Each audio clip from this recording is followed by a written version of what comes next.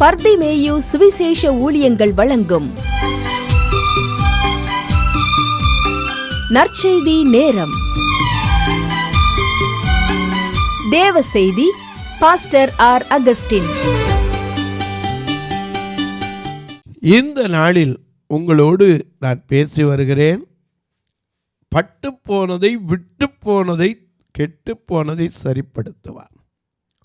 ஏன்னா எசேக்கியேல் தீர்க்கதரிசி சொல்றார், கர்த்தராகிய நான் உயர்ந்த விருட்சத்தை தாழ்த்த முடியும், தாழ்ந்த விருட்சத்தை உயர்த்த முடியும், பட்டுப்போன நிலையில் இருக்கிற உன் வாழ்க்கையை அவர் தழைக்க பண்ண முடியுமா? எப்படி பசுமையாய் தழைக்கப்பட முடியுமா? உதாரணமாக பாருங்க, பட்டுப்போன நிலையில் வேதத்தில் என்ன இருந்துச்சு? லாசரு செத்து போய் என்னாச்சு? 4 நாள் ஆச்சு. 4 நாள் ஆச்சு. ஏசு அப்பந்தான் வாரார். நமக்கும் தெரியும், அங்கே நின்றவங்களுக்கும் தெரியும், கேட்குற உங்களுக்கும் தெரியும். ஒரு மனுஷன் செத்து போயிட்டா எவ்வளோ நேரம் அந்த பாடியை வச்சுருக்கலாம்? மிஞ்சி போனால் ஃப்ரீசரில் வச்சா கூட எவ்வளவோ பாதுகாத்தாலும் அந்த வாடை என்ன செய்யாது, வெளியே வந்துடும். ஸ்மெல், அதாவது ஆங்கிலத்தில் சொல்லுவாங்க டீகாம்பஸ் அப்படிங்கிறாங்க. மருத்துவ உலகில் அப்படி தான் சொல்லுவாங்க. பாடி என்ன ஆயிடுச்சு? டீகாம்பஸ் ஆயிடுச்சுங்கிறாங்க. எனக்கு அன்பார்களே, வசதியானவனா அப்படி ஏதாவது எம்பாயிங் பண்ணி அது இதெல்லாம் பண்ணலாம். ஆனால் ஏழைக்கு உங்களுக்கு எனக்கு எப்படி 1 நாள் 2 நாள் அப்படின்னு அந்த ஃப்ரீசரை ஆன் பண்ணிட்டோம்னா அடுத்த நிமிஷம் என்ன வந்துடும்? வாடை வந்துடும். ஏன்னா இந்த சரீரத்தில் ஒன்றும் கிடையாது. நாம் தான் இன்றைக்கி என்னத்தையோ பூசி வாடையை போட்டு வச்சுக்கிறோம். செண்டை பூசி, பவுடரை பூசி, என்னென்னத்தையோ பூசி வாசனையை வச்சுக்கிறோம். கொஞ்ச நேரம் வேர்த்தா தெரியும் உடம்புடைய நிலை. போகட்டும். இந்த பட்டு போன நிலையில் இருக்கிற சரீரத்தை பார்த்து ஆண்டவர் சொல்றார், உன் சகோதரன் உயிர் தெழுவான் அப்படின்னு யார்கிட்ட சொல்றாரு? மார்த்தாட்ட சொல்றார். அப்போ அவன் சொல்றா, நீர் இங்கே இருந்திருந்தா இறந்து போயிருக்க மாட்டான், செத்தே போயிருக்க மாட்டான். ஆனால் இப்போ மரித்து போயிட்டான். நீர் தேவனிடத்தில் கேட்கறது கொடுக்கப்படும். ஆனால் என் சகோதரன் உயிர் தழுவான், அதுவும் உண்டு. எப்போ? வருகையில். இப்போ என்ன ஆகி போச்சு? 4 நாளாகி போச்சு. நாருமே அப்படின்னா உடனே இயேசு ஒரு ஜெபம் பண்ணிட்டு லாசருவே எழுந்து வான்னாரு. அவன் 4 நாட்கள் கழித்து வெறும் ஒன்றுக்கும் இல்லாமல் சரீரம் கரையாமல் முடிச்சிருக்குமோ, மண் அடிச்சிருக்குமோ, நாமளே சொல்லுவோம் 4 நாள் ஆச்சுல, சும்மாவாக இருக்குமோ. ஆனால் மறுபடியும் உயிர் பெற்று வந்தான். இன்றைக்கு சொல்ல, பட்டு போனதை, விட்டு போனதை தர முடியும். அது மட்டுமல்ல, பச்சையான விருட்சத்தை பட்டு போக முடியும். பட்டு போன விருட்சத்தை எப்படி தழைக்க பண்ண முடியும்? சரி, தழைக்க பண்ணது பார்த்துட்டோம். பச்சையான விருட்சத்தை பட்டு போக பண்ணது எப்படி பண்ண முடியும்? யோனாவின் புஸ்தகத்தில் உங்கள் வேதத்தில் எடுங்க, 4ஆம் அதிகாரத்தில் இயேசு கிறிஸ்து ஒரு உவமையை யோனாவுக்கு விளக்கி காண்பித்தார். யோனா போய் நினிவேக்கு போக மாட்டேன்னா, ஏன்னா அவனே சொன்னான், நான் என் தேசத்தில் இருக்கும்போதே நான் சொன்னையா, நீர் கேட்கல, அதனால தான் தர்ஷீஸுக்கு போகிற கப்பலில் ஏறினா அங்கேயும் விடலை, கடலில் பிடிச்சி தள்ளி மீன் வயிற்றில் வச்சு புலம்ப வச்சு இப்போ நினிவேல கொண்டாந்து விட்டு இப்போ என்னடானா எல்லா பயிலும் மனம் திரும்பிட்டான். நீர் நினிவே அழிக்க போகிறேன், நானும் இங்கே கிழக்க கூடாரம் போட்டு உட்காந்துருக்கேன், ஒன்றும் நடந்த வாடு இல்லை, எனக்கு ஒரே எரிச்சலாக இருக்குன்னா. ஆண்டவர் அவனுக்கு பேசி புரிய வைக்க முடியல. உடனே ஒரு சின்ன காரியத்தை செய்கிறார். உங்கள் வேதத்தில் யோனாவின் புஸ்தகத்தில் 4ஆம் அதிகாரத்தில் யோனாவுக்கு நடந்த ஒரு காரியத்தை நாம் தியானிக்க போகிறோம். அப்படி எல்லாரும் எடுக்கிற வரைக்கும் நீங்களும் நானும் சேர்ந்து பாடுவான்.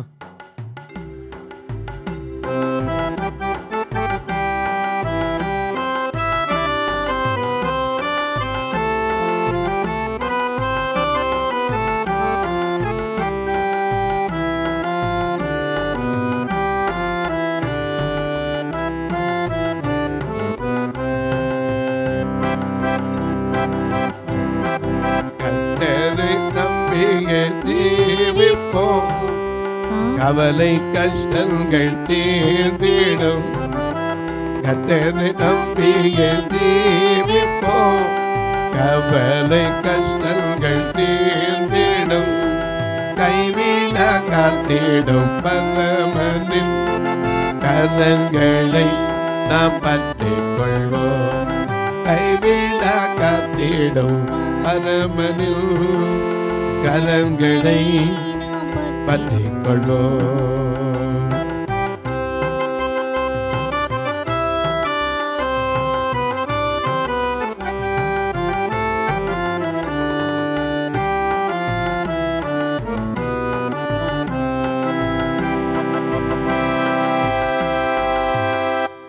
எனக்கு அன்பானவர்களே, நல்ல கர்த்தரை நம்பி ஜீவிக்கிறவங்களுக்கு பட்டு போனதை கூட அவர் தலைக்க பண்ண முடியும், பட்டு போக பண்ண முடியும். இன்னைக்கு சொல்கிறோம்ல, ஒரு புண்ணு இருந்துச்சுன்னா இது பட்டு போச்சுன்னா எப்படி இருக்குங்கிறோம். ஆனால் பட்டு போகிறதுங்கிறது சாதாரண காரியம் இல்லை. இங்கே பார்க்குறோம், யோனாவுக்கு அதை உணர்த்துறார். யோனா போய் நினிவேக்கு கிழக்க ஒரு கூடாரம் போட்டு உட்காந்துருக்கான். ஆண்டவர்கிட்ட கேட்குறார். என்ன கேட்குறாரு? வாசிங்க பார்க்கலாம். யோனாவின் புஸ்தகம் 4ஆம் அதிகாரம் 3ஆம் வசனத்திலிருந்து பாருங்க. இப்போதும் கர்த்தாவே என் பிராணனை என்னை விட்டு எடுத்துக்கொள்ளும். யார்? யோனா சொல்றாரு. இவ்வளவுக்கும் ஒரு தீர்க்கதரிசி. நினிவேக்கு போய் எச்சரிக்கை போனதுக்கு அவன் அனுப்பப்பட்ட தீர்க்கதரிசி ஓடி போய் திரும்ப பிடிச்சி கொண்டாந்து வச்சிருக்காரு. இப்போ சொன்னா என் பிராணனை எடுத்துக்கொள்ளும், நான் உயிரோடு இருக்கிறதை பார்க்கலாம் சாவது நலமா இருக்குன்னார். அதற்கு கர்த்தர் நீ எரிச்சலா இருக்கிறது நல்லதோ என்றார்.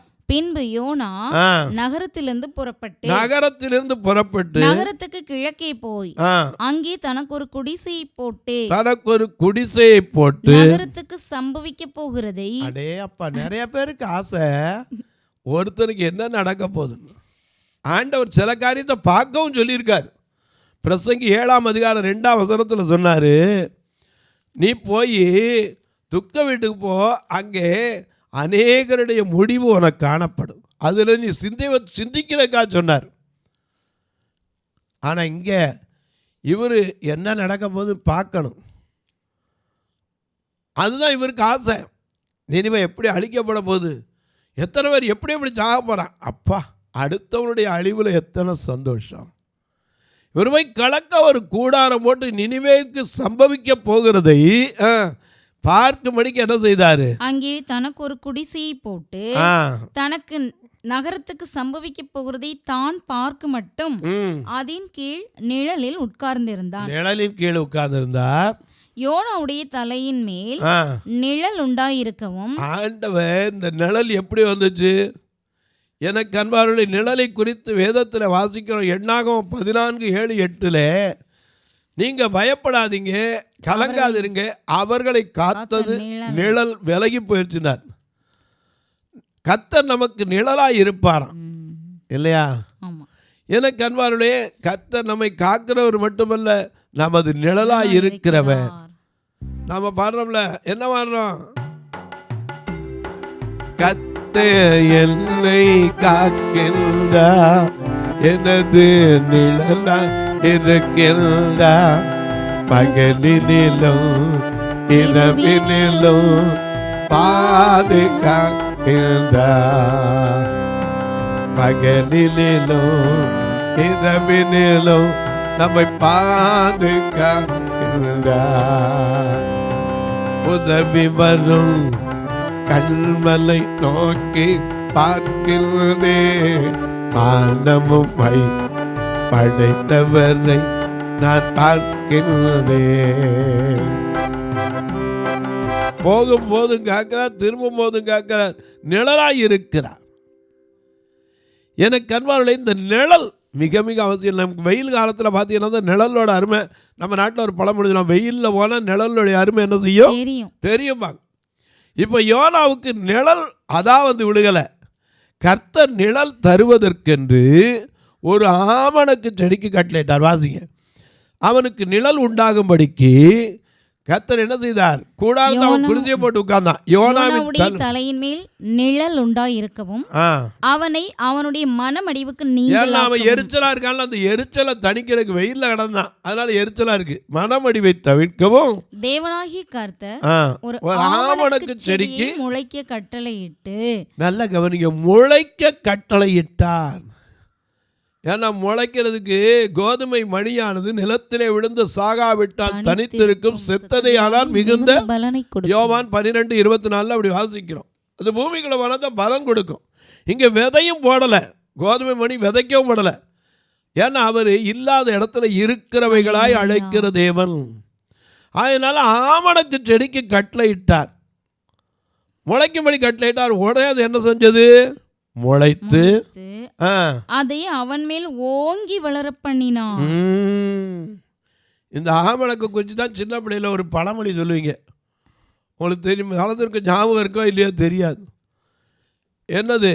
பக்கதால் பச்சை பசேர் என்று இருக்கும் பாகற்காயும் அல்ல, பக்கமெல்லாம் உள்ளிருக்கும் பலாக்காயும் அல்ல, உள்ளே வெளுத்திருக்கும் தேங்காயும் அல்ல, உருக்கினால் நெய்வடியும் வெண்ணையும் அல்ல. இது என்னது? ஆமணக்கு.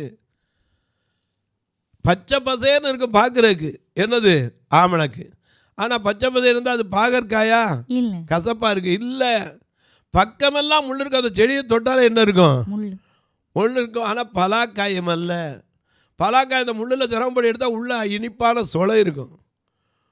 என்ன அது மட்டும் இல்லை, பக்கமெல்லாம் முள் இருக்கும் பலாக்காயும் அல்ல, உள்ளே வெளுத்திருக்கும். ஆமணக்கு விதையை பார்த்தா எப்படி இருக்கும்? வெள்ளையாக இருக்கும். வெளுத்திருக்கும் தேங்காயும் அல்ல, உருக்கினா எண்ணெய் வரும். அது வெண்ணையா? நெய்வடி. வெண்ணையும் அல்ல, அது ஆமணக்கு விளக்கெண்ணெய். குழந்தை பிறக்கிறதுக்கும் அதுதான், குழந்தை தலையில் வைக்கிறதுக்கு அதான். ஒரு மருந்து கூட விளக்கெண்ணெய் தான் என்ன செய்கிறோம்? பயன்படுத்துகிறோம். சில நேரம் வையிறதுக்கு பயன்படுத்துகிறவங்களும் உண்டு, அதை நான் சொல்லலை. எனக்கு அன்பான இந்த ஆமணக்கு செடியை ஓங்கி வளரப்படினார். அது அவன் தலை மேலே என்ன ஓங்கி வளர்ந்துச்சு, அது நிழலாச்சு. உடனே யோனாவுக்கு என்ன வந்துச்சு? வாசிங்க பார்ப்போம். அவன் சந்தோஷப்பட்டான் அந்த நிழலுக்கு. அந்த ஆமணக்கின் மேல் யோனா மிகவும் சந்தோஷப்பட்டான். ஏன்னா அவனுடைய மனமடிவை முதல்ல நீக்கணும். ஏன்னா இன்னைக்கு டென்ஷன், இன்னைக்கு அநேகருக்குலாம் அந்த டென்ஷனை நீக்கணும்.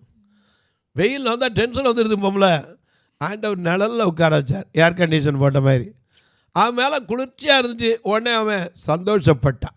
மறுநாளில் ஒரு நாளைக்கு அடுத்த நாள் நடந்த காரியம், கிழக்கு வெளுக்கும் நேரத்தில் தேவன் ஒரு பூச்சி கட்டளையிட்டார். நல்ல கவனிங்க, அவர் கட்டளையிடுவதற்கு எதுக்கும் தடையே கிடையாது. அவர் பூச்சிக்கு கட்டளையிடுவார், புழுக்களுக்கு கட்டளையிடுவார், ஏன் செடிகளுக்கு கட்டளையிடுவார், மனுஷனுக்கு கட்டளையிடுவார். ஆனால் எல்லாம் கீழ்ப்படி. இந்த மனுஷன் மட்டும் என்ன செய்ய மாட்டான்?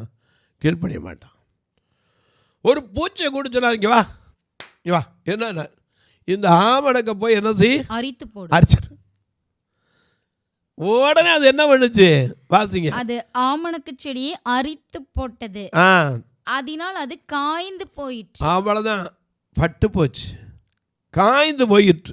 சூரியன் உதித்த போது தேவன் உஷ்ணமான கீழ்காற்றை வரப்பண்ணினார், கட்டளையிட்டார். அப்பொழுது வெயில் யோனாவுடைய தலைமேல் பட்டது. அவன் சோர்ந்து போய் உடனே சோர்ந்து போய் சாவை விரும்பி, நான் உயிரோடு இருக்கிறதை பார்க்கலாம் சாவது நலமாய் இருக்கும். அப்பொழுது தேவன் யோனாவை நோக்கி, இப்பதான் யோனாட்ட பேசுறார். தேவன் யோனாவை நோக்கி, நீ ஆமணக்கு நிமித்தம் எரிச்சலா இருக்கிறது நல்லதோ என்றார். எப்ப ஆமணக்கு நீயா போட்ட? நீயா தண்ணி ஊத்துன? நீயா முளைக்க வச்ச? இல்ல நீ அதுக்கு ஏதாவது பாடுபட்டியா? ஒன்னே ஒன்று, ஒரு ராத்திரியில் முளைச்சி ஒரு ராத்திரியில் அழிஞ்சிச்சு. ஏன்னா இந்த ஆமணக்குக்கே பரிதவிக்கிறியே, வலது கைக்கு இடது கைக்கு வித்தியாசம் தெரியாத 120,000 ஜனங்களுக்காக நான் பரிதவிக்க மாட்டேனான்னு உணர்த்தினார். எனக்கு அன்பானுடைய அவர் பட்டு போக பண்ணவும் முடியும், தழைக்க பண்ணவும் முடியும். ஒரு வார்த்தை சொன்னார், உடனே ஆமணக்கு முளைச்சு. ஒரே நிமிஷம் அடுத்த நாள் பூச்சி கூட சொன்னார், அவ்வளோதான், அது காஞ்சி பட்டு போச்சு. அவர் பட்டு போனதை தழைக்க பண்ணுவார், விட்டு போனதை தருவாரா? 2 ராஜாக்களின் புஸ்தகம் 8ஆம் அதிகாரத்துக்கும் உங்களுடைய வேதத்தை திருப்புங்க. விட்டு போனதை தருவார். ஏற்கனவே ஒரு வார்த்தை சொன்னேன், பட்டு போனதையும் விட்டு போனதையும் கெட்டு போனதையும் சரிப்படுத்துகிற தேவன். இங்கே 2 ராஜாக்கள் 8ஆம் அதிகாரத்தில் ஒரு பெண்ணுக்கு வருது பாருங்க. எலிசா தான் உயிர்ப்பித்த பிள்ளையின் தாயாகிய ஸ்திரீயை நோக்கி, நீ உன் வீட்டாரோடும் கூட எழுந்து புறப்பட்டு போய் எங்கேயாகிலும் சஞ்சரி. அதெல்லாம் இங்கே போன்னு கூட சொல்லலை. சிலருக்கெல்லாம் இங்கே போனாரு, ஆனால் இங்கே எங்கேயாவது போ, எங்கேயாவது போய் வாழு. ஏன்னா இந்த இடத்துல என்ன வரப்போகுது? பெரிய பஞ்சம் வரப்போகுது. இப்போ சொல்கிறாரு, எங்கேயாவது போய் சஞ்சரி.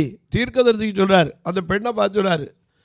அது அவன் உயிரோடு எழுப்பின அந்த தாய், பிள்ளையின் தாயை நோக்கி சொல்கிறார், நீ எங்கேயாவது போய் சஞ்சரி, கர்த்தர் பஞ்சத்தை வர வைப்பார். ஐயா, ஆண்டவர் செய்கிறத சொல்லாமல் செய்ய மாட்டார்.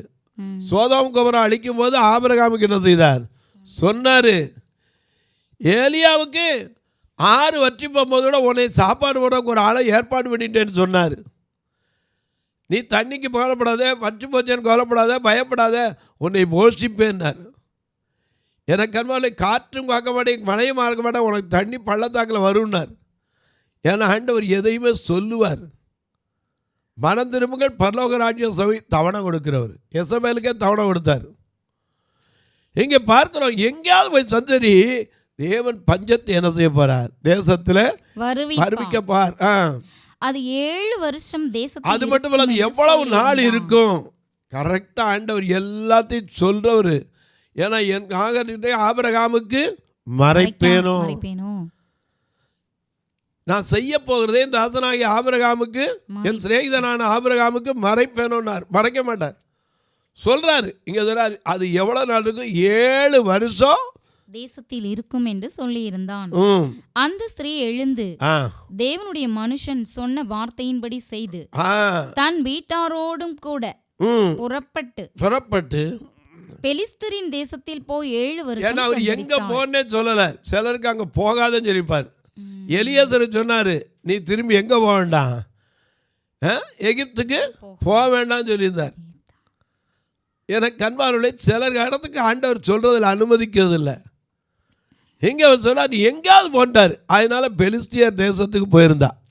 7 வருஷம் சென்ற பின்பு 7 வருஷம் சென்ற பின்பு அவள் பெலிஸ்தரின் தேசத்தை விட்டு திரும்ப வந்து தன் வீட்டுக்காகவும் தன் வயலுக்காகவும் ராஜாவினிடத்தில் முறையிடும்படி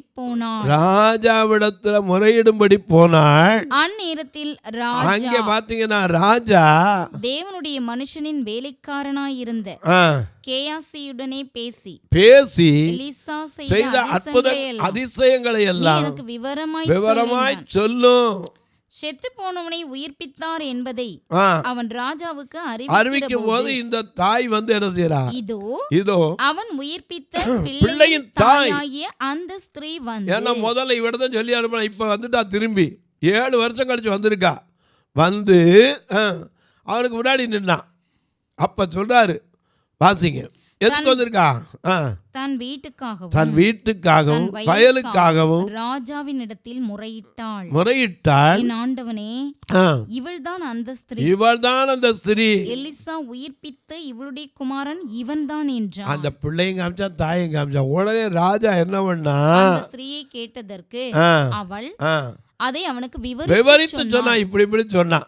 அப்பொழுது ராஜா அவளுக்கு ஒரு பிரதானியை நியமித்து, நல்லா கவனிங்க, அவளுக்காக ஒரு பிரதானியா, உனக்காக கர்த்தர் யாவையும் செய்து முடிப்பார், எனக்காக யாவையும் செய்து முடிப்பார். நாம் அநேக நேரங்களை பாருறோம்,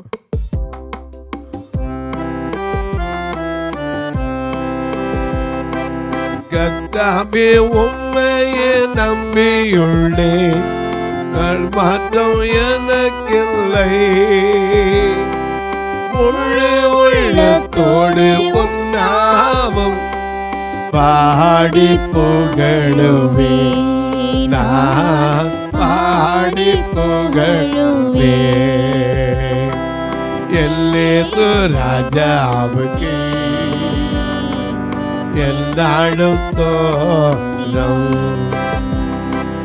என்னோடு வாழ்பவர்க்கே என்னாலும் ஸ்தோத்திரம்.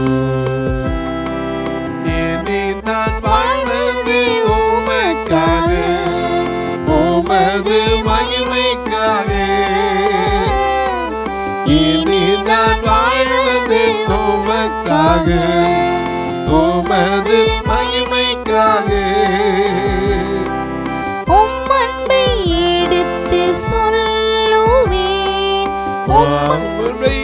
எடுத்து சொல்லுவேன், ஓயாமல் பாடுவேன், நான் ஓயாமல் பாடுவேன், பாடுவேன் என் இயேசு ராஜாவுக்கே என்னாலும் ஸ்தோத்திரம். என்னோடு வாழ்பவர்க்கே என்னாலும் ஸ்தோத்திரம். சொன்னபடி செய்யணும். யோவான் 2:5 வாசிக்கிற, அவர் என்ன சொல்லுகிறாரோ அதன்படி செய்யுங்கள். நாம் இன்னைக்கு சொன்னால் செய்ய மாட்டோம். இவன் சொன்னால் 7 வருஷம் கழிச்சு வா, இடையில எப்போவா வந்து பார்த்தாளா? நம்மளா இருந்தால் என்ன இருக்கும், போய் பார்த்துட்டு வருவோம். நம்ம வீடு இருக்கா, எப்படி கிடக்குனாலும் ஒரு ஆசை வரும். ஏன்னா 7 வருஷம் எங்கேயாவது போ, அவளுக்கு வீடு இருந்திருக்கு, வயல் இருந்திருக்கு, சொத்து இருந்திருக்கு, எல்லாத்தையும் விட்டுட்டு போ. நமக்கு என்ன செய்வோம்? லோத்தின் மனைவி திரும்பி பார்க்காதன்னா அவன் என்ன செஞ்சா? திரும்பி பார்த்தா எதுக்கு? ஐயோ போது என்னென்ன விட்டுட்டு வந்தோமோ. ஆண்டவர் சொன்னால் விட்டுட்டு வர வேண்டியதானே. திரும்பி பார்த்தனால இன்னைக்கு அடையாளமாக நிற்கிறா உப்பு தூணை. இங்கே பார்க்குறோம், ஆண்டவர் அவளுக்கு சொல்லியிருக்காரு. என்ன சொல்லியிருக்காரு? விட்டுட்டு போ, அப்படியே விட்டுட்டு போ, திரும்ப வா, 7 வருஷம் கழிச்சு வா. 7 வருஷங்கிற சாதாரணமாக யோசிச்சு பாருங்க, என்னென்ன மாற்றம் வந்திருக்கும். அது தேசத்தில் இவன் வீட்டை விட்டு போனால் எத்தனை பேரை அழிச்சு 1 வருஷம் விட்டு வரக்குள்ளே அடுத்தவன் கல் போட்டு குடியிருந்துடுறான். 7 வருஷம் கழிச்சு வாடா. அவளுக்கு விட்டு போன அத்தனை வருமானம், வயலின் வருமானம், வீட்டின் வருமானம் எல்லாத்தையும் கிடைக்கிறதுக்கு ஒரு பிரதானியை அவளுக்காகவே நியமித்தானா. இன்றைக்கு சொல்கிறேன், பட்டு போனதை விட்டு போனதை தருவார். உனக்கு ஒருவேளை ஆசீர்வாதம் விட்டு போயிருக்கலாம், நல்லா இருந்த பிரதர், இப்போ எல்லாத்தையும் தொழிலில் முடங்கி போயிருக்கேன், ஐயோ ஆசீர்வாதம் இல்லாமல் இருக்குது, கடனில் இருக்கேன். மறுபடியும் உன் கடனை அடைத்து ஜீவனம் பண்ணுவதற்கு வழியை திறந்து கொடுப்பார். தொலைக்காட்சியில் பார்க்கிறேன் அன்பு மக்களே, யாரால் மட்டும்தான் செய்ய முடியும்? கர்த்தரால. அதனால தான் சொல்கிறேன், அப்படியே கர்த்தராகிய நான் உயர்ந்த விருட்சத்தை தாழ்த்த முடியும்ப்பா. தாழ்ந்து கிடக்கிற நிலையில் இருக்கவனை ஒருத்தர் உயர்த்த முடியும். பச்சையாக இருக்கா அப்படிங்கும்போது பட்டுப்போ பண்ண முடியும். பட்டு போனதை திரும்ப தழைக்க முடியும். தழைக்க பண்ணுற மட்டும் இல்லை, வெளியே இருக்கிறவன் பார்த்து இவனா இன்னும் உயிரோடு இருக்கான், இவனா இன்னும் இப்படி இருக்கான், எப்பப்போ என்ன ஒன்றுமே எல்லாம் போயிடான்னு நினச்சேன். உன் நினைவுகள் என் நினைவுகள் அல்ல, என் வழிகள் உன் வழிகளும் அல்ல. ஆண்டவருடைய வழி வித்தியாசமானது. தொலைக்காட்சியில் பார்க்குற நீங்கள் ஒரு வார்த்தை இதுக்காக ஜெபம் பண்ணுறீங்களா? இது தொடர்ந்து வரணும், தேவைகள் சந்திக்கப்பட வேண்டும். ஒவ்வொரு நாளும் இந்த நிகழ்ச்சி வரணும், 5000 செலவழிக்கணும். எங்கள் சபையில் பார்த்தீங்கன்னா 2 கண்ணுந்திரியாக போடுற காணிக்க கரண்ட் பில்லு கட்டுறதுக்கு இருக்காது. ஏன்? அங்கே வர்ற அதை சுத்தப்படுத்துகிறாங்களே, க்ளீனிங் பண்ணுறாங்களே, சம்பளம் கொடுத்து சபையை க்ளீன் பண்ணுறது, அந்த பாத்ரூம் இதுகளுக்கு கூட பார்த்தாது. இவ்வளோ தான் இருக்குது. அப்படி இருந்து ஏன் இதையா இவ்வளோ பாடுபட்டு செய்கிறவன் என்ன காரணம்? இவர்களும் ரட்சிக்கப்பட வேண்டும். ஏன்னா எத்தனையோ மிஷினரிகள் எங்கெங்கேருந்து எதையோ விட்டு வந்தான். நல்ல வாழ்க்கையை விட்டு, நல்ல சுகத்தை விட்டு, எல்லாத்தையும் விட்டு தான் வாழ்க்கையை அர்ப்பணித்த சீகன் பால்க் போன்றவர்கள், ஏன் தன் வாழ்க்கையை தன் ஜனங்களுக்காக அர்ப்பணித்த ஒரு கார்மைக்கேல் அம்மையாரை போல, வாழ்க்கையை ஒரு தேசத்தில் இருக்க எளியவர்களுக்கு அர்ப்பணித்த மதர் தெரசாவை போல, அவங்களாம் ஒப்பிட்டு பார்த்தா நாம் கால் தூசி கூட பெறமாட்டோம். அப்படி இருந்தோம். ஆண்டவர் நமக்கு கொடுத்திருக்கிற அந்த பாக்கியத்தை செய்வதற்கு நீங்களும் கர்த்தர் ஏவினால் தாங்கலாம். இதில் 2 நம்பர் வந்துக்கிட்டே இருக்கும். பார்வையற்றவர் ஞாயிற்றுக்கிழமை ஒருத்தனை சாப்பாடு கொடுக்காமல் நான் அனுப்புகிறதே இல்லை. இவங்களை கூட்டுறதுக்கு மட்டுமே 4000 வேன் வாடகை வாரம் கூட்டம் வந்துச்சு, ஆராதனை பண்ணி நல்ல சாப்பாடு கொடுத்து அப்புறம் தான் அனுப்பி வைப்பேன். நீங்களும் பிறந்த நாள், திருமண நாள் போன்ற நல்ல நாட்களிலே ஒரு உணவு கொடுக்க உதவலாம், ஒரு உடை கொடுக்க உதவலாம், பார்வையற்றவங்களுக்கு ஒரு கண்ணை போல உதவுகிற ஊன்றுகோலுக்கு உதவலாம். ஏன் பார்வையற்றோர் பிறந்த பிள்ளைகளுடைய கல்விக்கு உதவலாம். இப்போ கூட பாருங்கள், திருநெல்வேலியில் ஆலயத்தில் கட்டுமான பணிக்கு ஒரு ரூம் இன்னொரு எக்ஸ்ட்ரா கட்டணும், அதுக்காக முயற்சி பண்ண வரும்.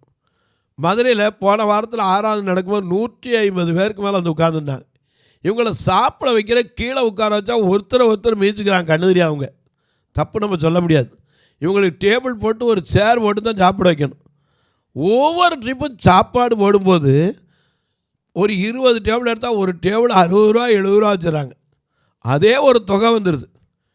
எனக்கு ஒரு ஆசை, அது வர்றது கூட பரவாயில்ல, இவங்க தூக்கி கண்ணுதாங்களா மாடியில் தூக்கி ஏற்றி இறக்குறக்குள்ளே போதும் ஆகிப்போகுது. நான் ஜெபம் பண்ண, ஆண்டவரே எங்களுக்கு இதுக்குன்னு ஒரு 60 சேர் 20 டேபிளை தாங்க. என் ஆண்டவர் உலகத்தில் எதை கேட்டாலும் தருவேன்னாரே. அன்றைக்கி எனக்கு கொட்டேஷன் வச்சு ஒரு டேபிளுக்கு 5000 ரூபா, 3 சேர் அல்லது 4 சேர் 4 பேர் போட்டு சாப்பிட்ற மாதிரி வச்சுக்கலாம், 3 வச்சுக்கலாம், இது எது வேணாலும் நம்ம இஷ்டம். 3 சேர் மிஞ்சி போனால் மொத்தத்தில் வரும்போது 1000 ரூபாய்க்குள்ள 3 சேர் ரெடி பண்ணிடலாம் நாங்கள், ஸ்டூல் மாதிரி. ஆக மொத்தம் 20,000 இதுக்கும் சேருக்கும் டேபிளுக்கு 25 1,20,000 செலவழித்து வைக்கணும் ஜெபம் பண்ணிகிட்டு இருக்கோம். ஏன்னா கண்ணுராவை தூக்கி இறக்கும்போது காலில் அடிச்சிருது, காயம்பட்டுருது. இந்த நிலை மாறுறதுக்கு நீங்களும் ஒரு டேபிளுக்கு அதுக்கான செட்டு சேருக்கு என்னைக்கு வந்தாலும் நீங்களும் அதை பார்க்கலாம். இந்த பார்வையற்றவங்க ஒருத்தருக்கு ஒருத்தர் சாப்பிட வச்சு கூட கால் பட்டு ஐயோ இத்தனை பேர் சாப்பிட முடியாது வந்துருச்சுறாங்க. ஏன்னா இவங்களும் தப்பு சொல்ல, அவங்களையும் தப்பு சொல்ல, எல்லாருக்குமே தெரியாது, என்னையும் சேர்த்தான் சொல்கிறேன். இந்த நிலை மாறுவதற்காக ஜெபித்து வருகிறோம். மதுரைக்காக பாரம் உள்ளவங்க ஒரு 2 டேபிளுக்கோ 4 டேபிளுக்கோ 3 டேபிளுக்கோ அல்லது ஒரு 10 சேருக்கோ இப்படி உதவலாம். ஆனால் கட்டாயம் இல்லை, விசனமாக இல்லை. உங்களுக்காக நான் ஜெபிக்கட்டுமா? நல்ல பிதாவே, நன்றியோடு துதிக்கிறோம் சுவாமி. பட்டு போனதை, விட்டு போனதை, கெட்டு போனதை கூட சரிப்படுத்துகிற தேவன், தாழ்ந்ததை உயர்த்துகிற, உயர்ந்ததை தாழ்த்துகிறவன். யார் யார் எந்தெந்த நிலையில் சோர்ந்து இருக்கிறார்களோ, ஐயோ என் வாழ்க்கையில் சரீரத்தில் சுகர்னால எல்லாம் பட்டு போச்சே பிரதர், நான் சோர்ந்து இருக்கிறேன், மறுபடியும் உங்கள் சரீரத்தில் பலப்படுத்துவார். ஒருவேளை இருதயத்தில் இருக்கிற ஒரு சின்ன காரியத்தினால நான் பயத்தோடு இருக்கிறேன், உங்கள் பயத்தை நீக்குவார். இல்லை பிரதர், மருத்துவர்லாம் சொல்லிட்டாங்க ஏதோ கொஞ்ச நாளைக்கு தான் இருப்பீங்க, இருக்கிற வரைக்கும் சந்தோஷமாக இருக்குன்னு சொல்லிட்டாங்க. இல்லை, கர்த்தர் மறுபடியும் எசேக்கியாவுக்கு வாழ்வை நீட்டி கொடுத்தவர் உங்களுக்கும் தர வல்லவராயிருக்கிறார். அவன் 15 வருஷம் நீட்டித்து கொடுத்தார்.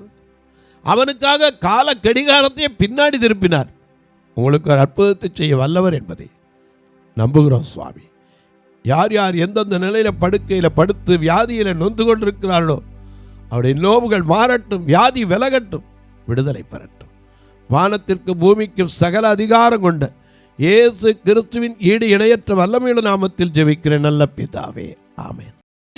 சபை ஆராதனை ஞாயிறு காலை 10 மணி முதல் 12 மணி வரை. இடம் பர்திமேயு சுவிசேஷ ஆலயம், அன்னை சத்யா நகர், இளமனூர் அஞ்சல், சக்கிமங்கலம் வழி, மதுரை மாவட்டம். பின்கோட் 625201 மற்றும் பர்திமேயு சுவிசேஷ ஜெப வீடு, பிளாட் நம்பர் 107, ஏதேன் கார்டன், முத்தூர், திருநெல்வேலி. பின்கோட் 627011. சிறப்பு உபவாச கூட்டம் ஒவ்வொரு மாதமும் 2வது சனிக்கிழமை காலை 10 மணி முதல் 1 மணி வரை நாகர்கோவில் YMCA ஹாலில் வைத்து நடைபெறுகிறது. மற்றும் ஒவ்வொரு மாதமும் 4வது சனிக்கிழமை காலை 10 மணி முதல் 1 மணி வரை திருநெல்வேலி புதிய பேருந்து நிலையம் அருகில் உள்ள கிரேஸ் ஹாலில் வைத்து நடைபெறுகிறது. எங்கள் எல்லா ஆராதனைகளிலும் கலந்து கொண்டு தேவனை மகிமைப்படுத்த அன்பாய் அழைக்கிறோம். உங்கள் உதாரத்துவமான காணிக்கைகளினால் இவ்வூழியத்தை தாங்க விரும்பினால் R Augustine, account number 5021364331, IFSC code IDIB 000B066, Indian bank, BP Kulam, Madurai. GPay number 9842181917, BGM ministries மற்றும் 9442559772, பிளைண்ட் மினிஸ்ட்ரீஸ் அகஸ்டின். உங்கள் தொடர்புக்கு பாஸ்டர் ஆர் அகஸ்டின், பர்திமேயு சுவிசேஷ ஊழியங்கள், நாகமலை, புதுக்கோட்டை, மதுரை 625019. தொலைபேசி எண்கள் 9842181917 மற்றும் 9442559772. கர்த்தர் தாமே உங்களை ஆசீர்வதிப்பாராக.